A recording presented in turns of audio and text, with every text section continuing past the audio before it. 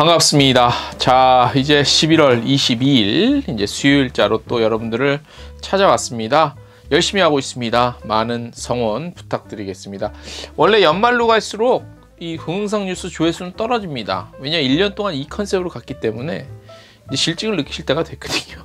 그래서 저는 요맘때쯤 이제도 내년 어떤 컨셉으로 갈지 고민 중입니다. 생각해 놓은 건 있는데 그게 괜찮을지 한번 고민 중입니다. 기대해 주십시오. 헤드라인부터 가보겠습니다. 내년 상반기 중에 아시아 중동 지역에서 관광박람회가 많이 열립니다.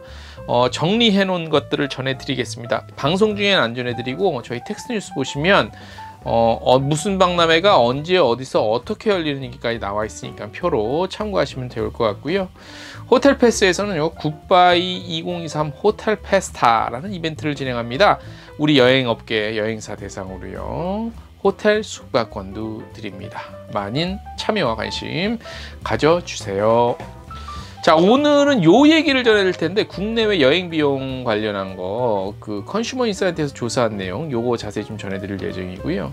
대한민국 관광기념품 박람회가 열립니다. 동대문 DDP에서. 근데 관광기념품 우리나라 뭐 이런 전시회 좋고 뭐 매년 선정해서 수상하고 좋은데 실제로 관광지에 가서는 접할 수 없는 이거는 뭐 현실과 이상이 따르노는 그야말로 대한민국 곳곳에 유명한 관광지가 관광기념품이 이른바 개판 오분전이다. 그런데 이런 관광기념품 박람회를 왜 하는지 모르겠습니다. 현실과 직접 이렇게 관광기념품 박람회에 나오는 제품은 어마어마하게 좋죠. 근데 실제 시장에서 파는 거는 이거요. 이탈리아청이 음식주간 세미나를 개최했고요. 두바이가요 가장 살고 싶어하는 도시에 선정됐다고 합니다.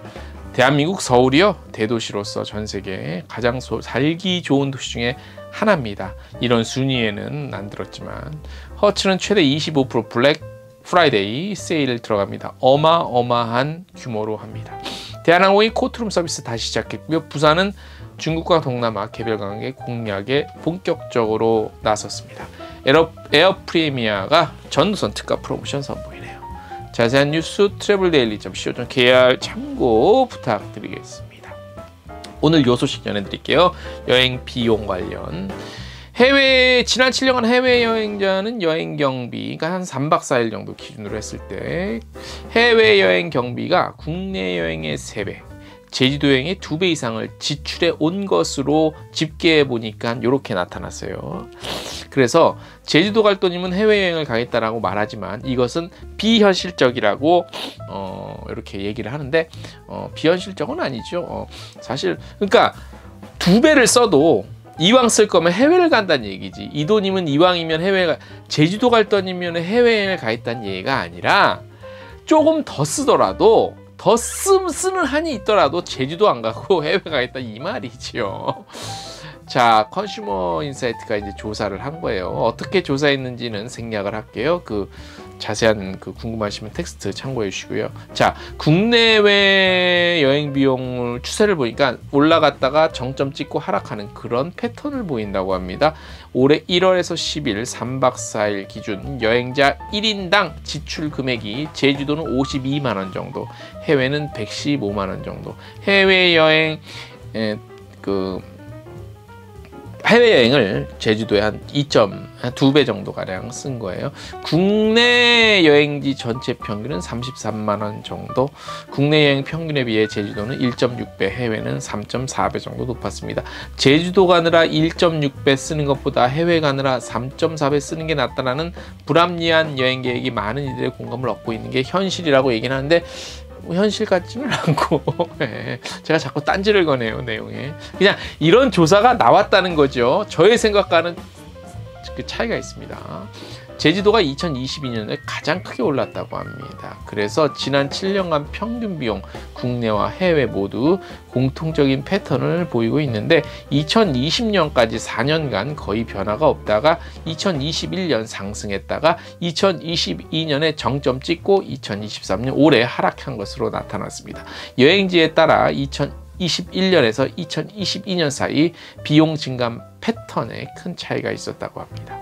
2020년 대비 2021년 상승률은 국내 18, 해외 21, 제주도는 15%로 낮았대요. 반면 강원도는 31%로 가장 크게 올랐대요. 한동안 바가지 논란이 뜨거웠죠. 지금 바가지 논란, 저기 서울의 광장시장 지금 너무 바가지죠. 그게 말이 되냐? 아유 참. 자, 그리고 국내와 해외가 모두 2021, 2022 대비 달랐다고 해요. 근데 뭐 제주도는 다른 여행지 4배가 넘는 14%를 기록했다는데 중요한 것 같지는 않고, 제주도가 물가와 상도의 평가에서 최하위를 받은 적이 있었죠. 요때 이제 뭐 조금 이런 영향이 미치지 않았나 이렇게 보여요.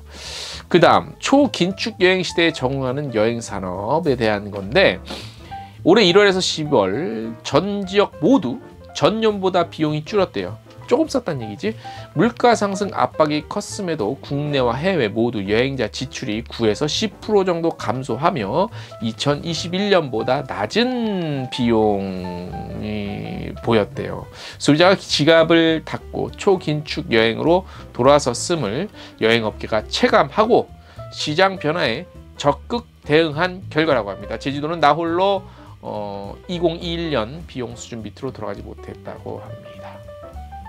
자, 제주도가 2021년 경쟁 여행지보다 조금 덜 증가한 반면 2022년 경쟁자들이 불경기를 예감하고 모름을 사릴 때 4배 이상의 상승폭으로 폭주를 했고요. 그 결과 2023년에도 2021년보다 고비용에 머물러서 소비자의 집중 포화 그리고 집중 견제 여행 산업에 그렇게 됐대요. 제주도는 순식간에 물가와 상도의 문제가 심각하던 불명예를 쓰고 그 돈이면 해외로 갈 여행지라는 오래된 오명을 다시 불러들이게 됐다고 합니다. 제가 2주 전에 제주도 다녀왔잖아요.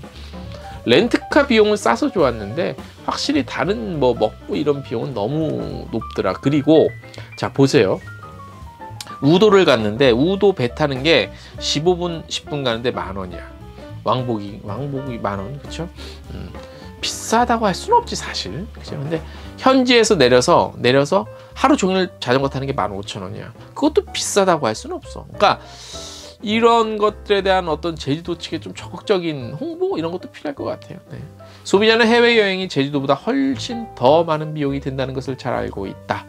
그럼에도 불구하고 그 돈이면 해외에 가겠다는 소비자들의 얘기는 제주도가 반값이라도 가지 않겠다는 심리적 표현이라고 할 수 있다. 아, 내가 말한 게 여기 나오네. 그죠?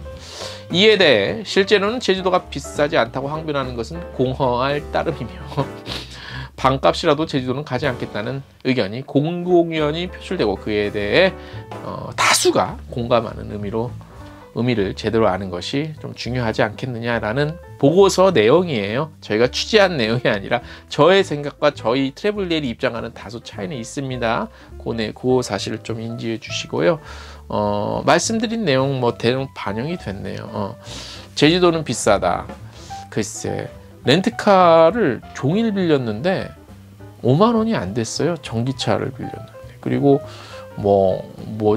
그 야시장 갔더니 한 10,000원, 9,000원이면 간단히 배부르게 한 끼 먹을 수 있었어요. 근데 중요한 건 왜 그러니까 입장료 같은 거 있잖아요. 그런 거는 조금 그렇더라. 이거를 굳이 이 돈을 주고 들어가야 될 정도는 좀 아닌 게 그런 게 있었어요. 근데 어쨌든 약간 본의 아니까 사실과는 다르게 제주도가 그런 측면에서 조금 잘못된 소문 아닌 소문 뭐 그런 것들이 좀 있는 것 같아. 이런 걸 해소시키는 방법은 제주도의 역할이겠죠. 저희가 이런 것까지 참견할 건 아닌 것 같고. 저희 내일 더 좋은 소식 찾아오겠습니다. 오늘 여기까지. 안녕.